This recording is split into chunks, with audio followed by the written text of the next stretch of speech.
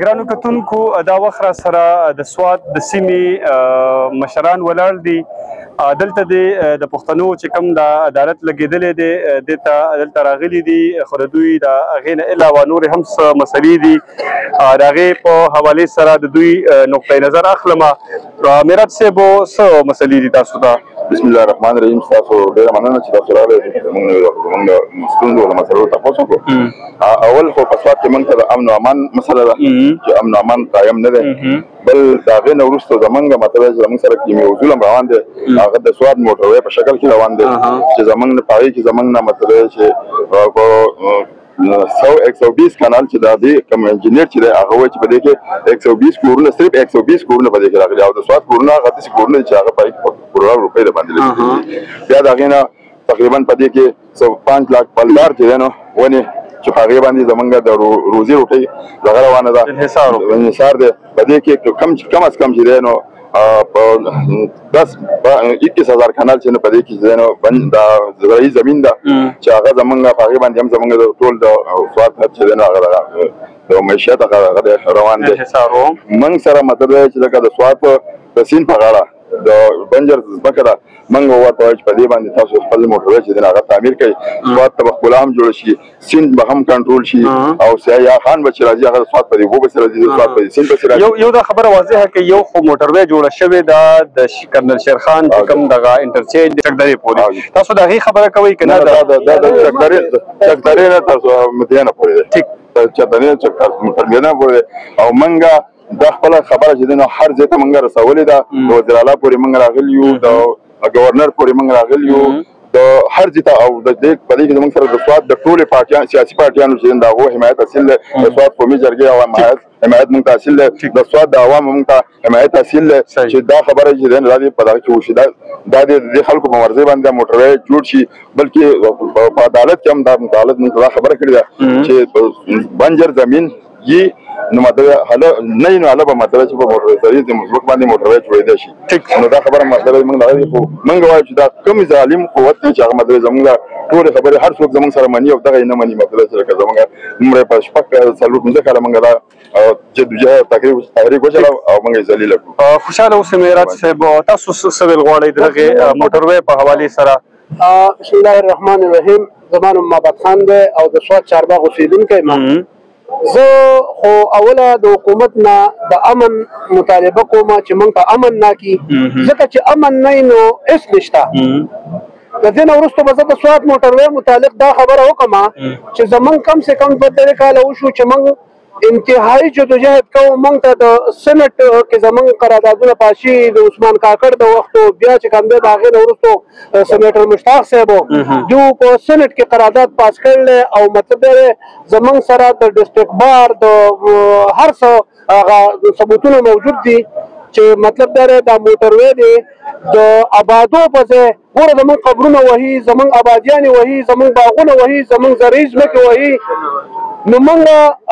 د عدالت ته دا خبره راوړې ده چې مهرباني دې وکړي او مطلب دی زموږ دا خبره دې اوچته کړي. زموږ سره نیکسټ اپشن شته د سیند په غاړه دنیا په سوونو کیناله ځمکه پرته ده، په سوونو کیناله، او بالکل بنجر پرته ده. موږ ورته وایو دغه بنجر ځمکه والی دا هم مطلب دی د خلکو بندوبستي ځمکه ده، دې سیند کال په کال نیول ده او مطلب دا رو مخې ته روان دي. موږ وایو دې ته د پروټکشن وال وشي چې دا نور ځمکې هم بچ شي، او مطلب دا چې د دنیا پانډونه په دې باندې راوځي هر کال د دې پروټکشن وال لپاره. هغه مطلب دا د افسران ځان له وهي جیب کې اچوي او پروټکشن وال نشته. ګوره چې په کټوۍ باندې سر نه وي نو دې ته خامخا مچان لېږي، چې دې سیند ته پروټکشن وال نه وي دی به زموږ نور جرادونه هم ختموي. نو څه رانه ته په موټروی کې وهې، څه رانه مطلب دا چې پروټکشن وال نه کوې دې سیند ته. نو مهرباني دې وکړي دې ته د پروټکشن وال وکړي او په یو سایډ او په بل سایډ مطلب دا د موټروی بوځي. نو موږ ورته ویلکم وایو، د زړه د خلاصه ورته ویلکم وایو. موږ د ترقۍ خلاف نه یو، ولې موږ د دې ملک شهریان یو. موږ په دې ملک هغه شی غواړو چې هغه د ترقۍ، خو تاسې نه غواړو د خپل سر په قیمت یې نه غواړو چې زما بچي ملنګان کوي. زه به مطلب دی د پنجاب په مایرو کې به زما بچي چې کوم دی. زاهد صاحب مختصرو ټکو کې دغه ستاسو چې کوم پیغام دی دغه زموږ په شیشه باندې وړاندې کوي. جی ستاسو ډېره ډېره مننه. چې موږ له ټیم راکړو زمونږ په سواد کې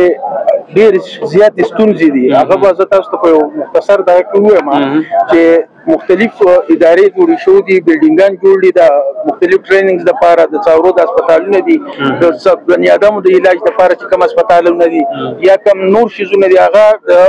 زمونږ د ارمي په تحویل کې دی هغه خالی کوي نو تقریبا 20 کال چې دا غي نه موږ ته څه پیدا نشته اوس دغلته کې دا کم د روډ د خبره زمونږ د مرګرو مخکې وکړه په هغې کې موږ ورته وایو دا به یو بفر زون جوړ شي دا سیند به هم صفا شي د اوبو به د څښلو هم قابل شي د خلکو د څښاک دغه به ورته هم نه ځي او دا پروټیکشن وال چې زمونږ د مرګرو وین دا به پکې هم وشي اوس د ایشیان ډیولپمنټ بینک والا 14 ارب روپۍ ورکړي دي هغه به هغه کاغذونو کې اخوا دې خوا کې موږ وایو دا ورته وباسئ په دې باندې ورته وټې وکړئ او دا کلي او دا بچ کړئ خو هغو زمونږ سره داسې د مور د میرې کوي او د بني ادمو چې کوم حقوق دي د انساني حقوق چې کوم موږ ته دي په دنیا کې خلک ورکوي او یو ریاست ورکوي زمونږ ته هغه حقوق نه دي حاصل نه زمونږ څوک خبره اوري نه څوک دغه کوي ځکه په دې کې زمونږ د ټوټل د تقریبا 72 لیټر د موټروي کې منګه کړی دي د مختلف ادارو سره د کمشنر سیب لیټر پکې شته د ډي سي پکې دي د ډیسټریکټ بار پکې دي د لوکل ګورنمنت زمونږ د ډیسټریکټ کونسل والا پکې دي د صوبایي اسمبلی پکې قرارداد شته دو پکې د سینټ ته پاس شو دي او پاغه کې باغه بل پاس دا خبره څوک نه مني تقریبا 72 لیټر زمونږ سره د سواد په دې دغه کې پرتی دي هغه کې هیڅوک دا خبره نه تسلیمه چې دا د سین دغه شی اوس د شکیل خان پر وخت کې موږ یو میټینګ کړو هغه د بد مرغه دغه پرېخو دوه کنه موږ ټول ام پی ایګان ام ان ایګان په یو پیج او سره د سواد مشرات موږ اخیری په دې سیکریټریټ کې دغه سی ان ډبلیو د منسٹر سره دغه کړو او د ټول پکې موجود او دای زمونږ سره لوز کړ چې موږ دا نقشه بدل کړو موږ تصریف وای نقشه بدل کړي چې د اګریکلچر لینډ چې کم دی چې دا محفوظ شي بسم الله من الشیطان الرجیم بسم الله الرحمن الرحیم تاسو ډیره مهرباني چې تاسو دې جرګې تراله او زمونږ یو د امن او امان په اړه کې خبره اترې وکړي نو خبره خدا ده چې زمونږ په سواد کې بلکې د تمامو پښتنو پرسینو باندې ډېره بدنامي ده سکول ایجوکیشن نشته تعلیم صحت نشته هیڅ نشته ورځ ورځ کراګري ورځ ورځ دهشتګردي او دا ادارې دا ریاست دا په خپله جوړوي او په خپله یې کوي د هغې بهان مې د سن بهان مې راواله او د دې ساعته پورې په سواد کې په قسم طریقو باندې دا دهشتګردي کېږي په دې کې نه د دې څخه مخنیوی وشو نه زمونږ تعلیمي نظام څه بیا بحال شو نه زمونږ د صحت نظام بحال شو او په دې کې ډېر نقصانونه وشو ډېر یتیمانان شو ډېرې خویندې میندې چې کونډې رنډې پاتې شوې ځوانانې او موږ امید لرو چې ستاسو په سعادت طالبات زموږ دا خبره تاسو اعلی حکام ته ورسوئ او د دې یو مضبوط حل راوځي او دا زموږ آئیني حق دی موږ څه غیر آئیني یا داسې غیر آئیني مطالبې نه دي زموږ آئیني مطالبې دي تحفظ زموږ حق دی امن زمونږ حق دی ایجوکیشن زمونږ حق دی صحت زمونږ حق دی موږ په دې وطن کې ټیکس ورکوو موږ په دې وطن کې اوسېږو موږ د دې نورو قانونو په نظر باندې وکتلی شي ورځ زمونږ بېعزتیانې کېږي زموږ کورونو ته بې اجازته دا ایجنسیانې دا ادارې راننوځي زمونږ بېعزتي رسوایانې کوي نو امید لرو چې تاسو به دا خبره مخې ته ور ورسوئ انشاءالله مننه خوشحاله اوسئ ډېره مهرباني